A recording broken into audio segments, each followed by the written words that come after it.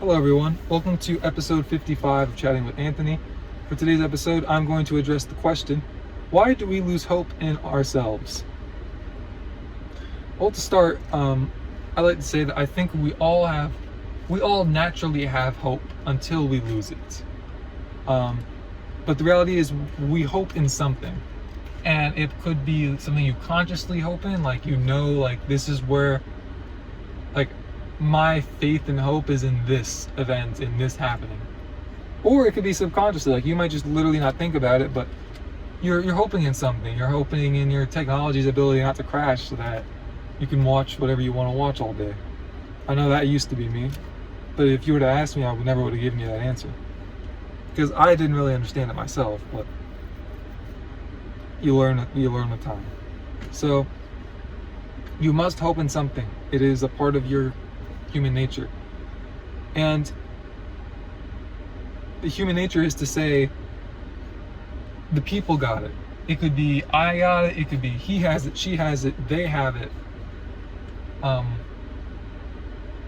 You're essentially putting your hope in the ability of people, of a group of people or a single person to accomplish some feat. And we'll get to that in a moment why that's not a good idea, but I think we all do it. You look at politics now. I mean, things weren't doing great financially with Biden, and people put their hope in Trump to come through and fix everything. And I think Trump has definitely aided some things, but his tariff thing, the way I see it, the whole tariff situation is essentially Trump trying to play a long-term game that's hurting people in the short term, and people voted him in largely to help in the short term. So now you got people upset about it. And I understand where they're coming from, and I don't want to make this a political episode, but the reality is people put their faith and hope in Trump to fix it. And, well, again, I think he did aid it, but they're upset because they had this idea of this leader will do this, and he has done this, and it's better than being here, but goodness gracious, what's wrong with you, dude? And we're all guilty of that to some extent in various areas of our life. It's not just politics, it's sports, especially my team is so much better than them, we certainly can't lose. I don't know how much football you've watched, but never say that. Goodness, I've been let down too many times. But you have to be careful in what you put your faith in. The reality is, I think lost hope is essentially stems to a loss of confidence in whatever that thing is.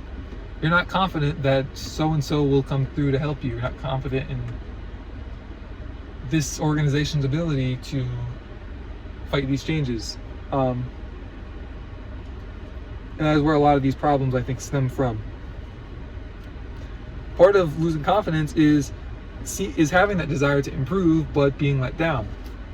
It could be yourself with a certain goal you have that you didn't achieve. People try to lose weight, they lose some weight, they gain it back, and then they just tell themselves well, it's meant to be this way. No. You're letting your emotions talk to you too much. That's another episode which I've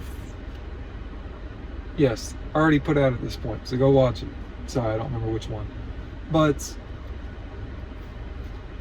yes, failure is the heartbeat of growth, so don't fear it, but embrace it. Don't be comfortable with it, but understand that it's a part of it's a part of the learning process. It's par for the course. If you never fail at whatever you try, why? What are you even trying to do, I guess is my question. I feel like the bar would have to be so low for that to be the case that it's can you even call it trying at that point? But that could actually be its whole nother video. I gotta write that down. But yes, in regards to losing confidence, if you are completely on your own, if you're a lone wolf, you will always end up here because you need to have a pack with you.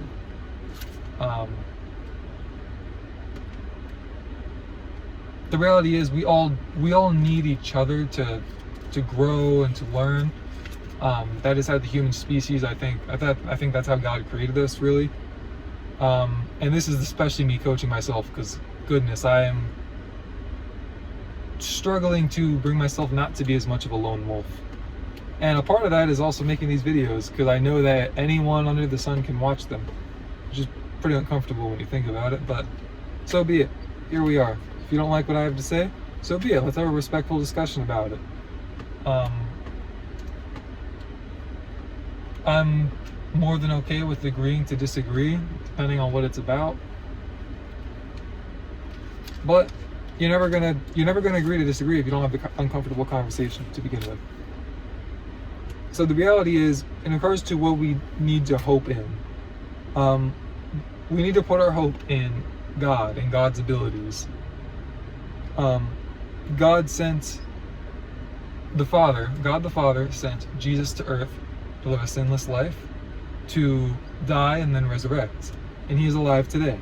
And that is where you should put your hope. The reality is, God has no need for us. As I said, he is self-sufficient. That is why you hope in his abilities. In spite of him not needing us, he loves us. I mean, you can't explain the life of Jesus without coming to the conclusion that God has a radical love for a people that he doesn't have any logical reason to love. Now, he does have his specific reasons for it. I can't tell you what exactly it is. Probably has something to do with us being made in his image, as it says in Genesis. But that's the reality of it. I was just listening to a song by Need to Breathe recently. I think what did he say?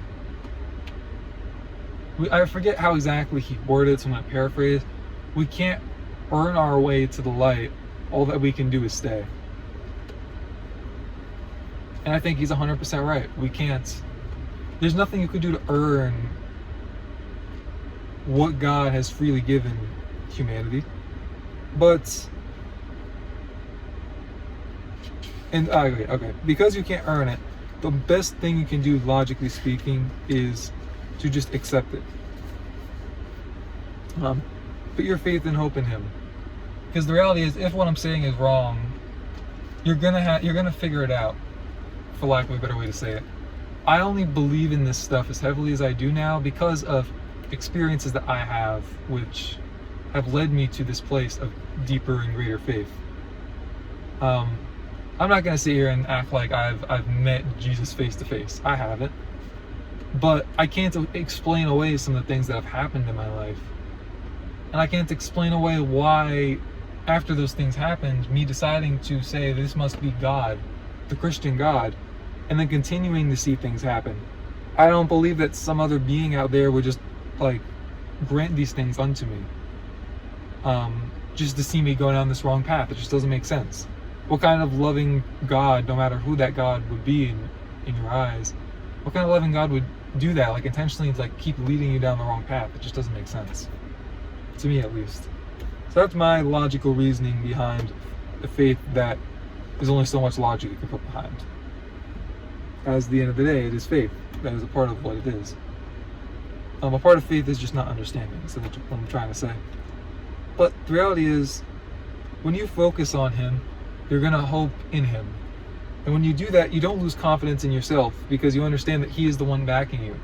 It's not that you're also confident in your own personal abilities, but that he's the one strengthening you. And so essentially it's not that you don't fail, but I will succeed in proxy, essentially. I will live vicariously through you, if that helps you visualize it a bit better. And yeah, really, there you go. I guess you could say that's the state of humanity, really. But yeah, don't put your hope in man. Put it in God. And everything will work out for you at that point. I guess what I will say is also in regards to improvement and failing, I say failure is the heartbeat of growth. The one exception to that is God himself. He cannot fail. So there you go. Even more reason to. We have to fail to grow. He doesn't. So that's all I got for today's episode. Thank you guys for watching. See you bozos in the next one. Stay safe. God bless. And please watch the next episode.